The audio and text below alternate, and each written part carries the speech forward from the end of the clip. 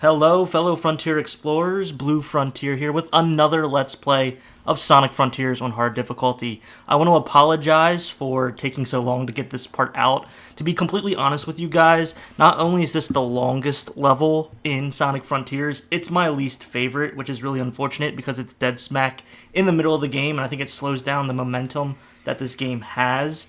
It's just the way this island is set up is very infuriating because it's very linear, meaning to get to parts of the island you have to go from one island to the next island to the next island, and then this is where they really force you into these like open zone like mini games and platforming where if you go on a ramp or go off a spring, your forced camera perspective is sideways and there's no real way to get out of it. The grinding as well on the rails, if you boost at the wrong time or jump misinput at like the first second, you're done. You will fall, you will die, and sometimes it'll spawn you all the way back onto a different part of the island. So yeah, I really had a frustrating time with this when I first played it, and then now also when I played it again, it took me a while to beat it because, once again, the momentum and the difficulty and the length of it all. So this is going to be a very abridged version of Chaos Island. I hope you guys enjoy, and if you want to see more Sonic content, make sure to subscribe to the channel. I'm going to be uploading a lot more Sonic Frontiers videos as DLC comes out, but I'm also going to be going back and revisiting some old favorite Sonic games of mine. So if you're interested in that, once again, please consider subscribing to the channel if you haven't already. Oh boy, what do we have here? Shinobi. That sounds like a breed of dog. A shinobi. I don't know. Oh, okay, we already got the block going off. Yes, the counter strike. It does a lot of damage, especially against this enemy. I think we might get him in one go. Yep, look at that. That was too easy. We are way overpowered, I feel. And we finally make it to Tails, but we don't have enough tokens. That's like the first time. So now I have to go and hunt down some more tokens so that way we can save Tails from the clutches of Cyber Despair. It's okay, little buddy. I got you. It's just like, what did they go through? Will the DLC coming out cover like what they did in the cyberspace because they couldn't get out? I don't know, but this Sonic.exe looking thing had huge potential, and I really wish we could go like anti-Supersonic or something, but it's a little bit of a letdown, but that's okay. Ollie, oh no. Oh, okay, nope. Did not make it. That was a skill issue right there. There's nothing that the game did wrong. I just am not very good. Sonic controls really well in the open zone world. It's just the cyberspace levels that I think he becomes slippery like a greased pig. Alright, we hit that. Go, we boost. Alright, I think we're doing it this time. Let's try this again. And yes, we did it. Let's go. Okay. Whew. It's so hard sometimes. I am not a fan of this level. Oh my goodness. Yeah, see, it's just the controls are really slippery for this one. And I think that's what they were going for this level, but it's too much for my tiny little brain to handle. Yeah, I would definitely skip this one if I could, but we need these, oh my gosh, we need these Chaos Emerald keys in order to progress, so we're gonna have to do that. Honestly, out of all of Sonic's friends, I feel like Tails' arc is the most impressive and most dove into, just because Tails has been along longer than Amy or Knuckles, really, and the fact that he has always been this like whiny sidekick that's always needed Sonic's help, even in like the movies and TV shows. So him saying like he wants to actually go out and try to do things on his own and get that courage, I think is really great. But also, are we going to undervalue that he literally stopped a bomb from going off in Station Square in Sonic Adventure 1? I don't know. I feel like that was a pretty baller move. I don't know about you guys, but this mission was like really difficult for me for some reason, and I'm stuck. Okay, that was unfortunate. I don't think that's ever happened to me before when I played this, but yeah, you gotta be really smart and manage what you're collecting, because the smaller stuff doesn't really matter, and apparently the platforms fall really fast, and you fall into the lava and can't get back up. I personally think Sage's writing is really strong for this island because she's basically just eavesdropping on Sonic and Tails and interviewing Tails on like, hey, why are you such tight friends with Sonic? Like, why are you all like ride or die for him? and it's really wholesome, and I think it really helps show the transition that Sage will eventually go through and become more of a good guy than a bad guy. It really doesn't help that the worst island, in my opinion, has also the worst minigame requirement to access a Chaos Emerald, and that's this spinball, like, puzzle trap thing.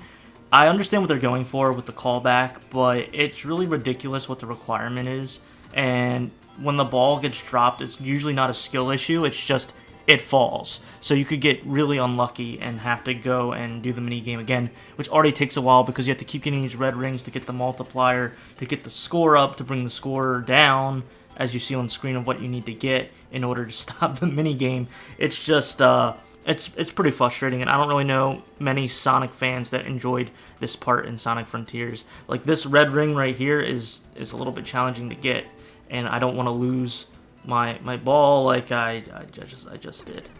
Oh man. And here we are against the Night Titan. I told you guys I was gonna speed through this Let's Play just because of how long it took me to beat this island, and I don't have a lot of fun with it.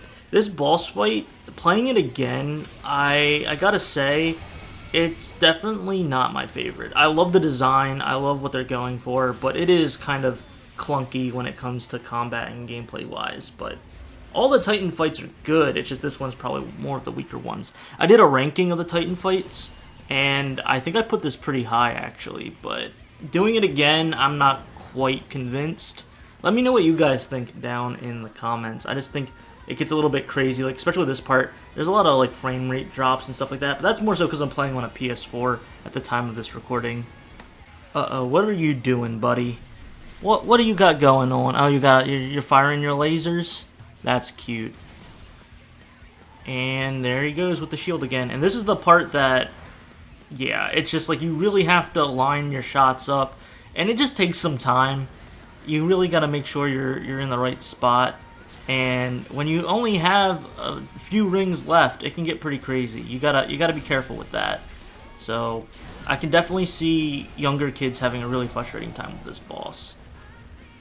I'm also in hard difficulty, so I don't know if that really changes anything, though. Yeah, guys, this is really bad. I am running out of rings. I do not think I got this, because he's just... Yep, I couldn't line it up. No, Sonic! Alright, so I fast forward so that way you guys didn't have to see me do that whole fight over again. Let's just mash the square button here. This part is so cool. It's like straight out of an anime almost. And it's just like, let's go. And the music always helps, of course. It's just like a, what is it, VMA? Is that right?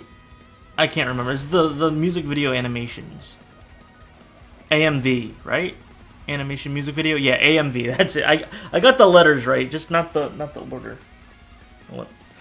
Let's just watch this beautifulness. It just kind of reminds me of like Cloud Strife to like the maximum. I mean, I know Cloud Sword is big, but it's not this big. Even Sephiroth's sword isn't this long. But look at it, it's so cool.